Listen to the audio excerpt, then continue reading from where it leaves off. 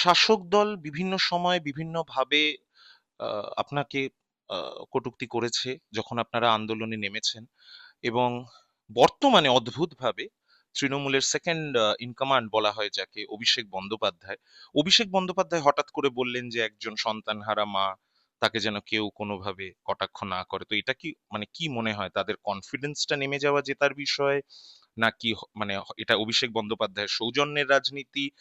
মানে কি বলবেন এই বিষয়ে?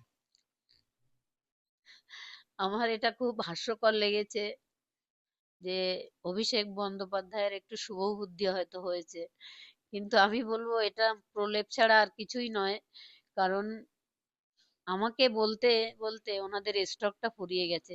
মানে এমন কথা নেই যে সেটা আমি শুনিনি, কিন্তু আমি ওটা মানুষই মনে করি না যাদের, তাদের ওইসব কথায় আমার কিছু যায় আসে না। মৃত্তিকা টিভি, মাটির কাছাকাছি।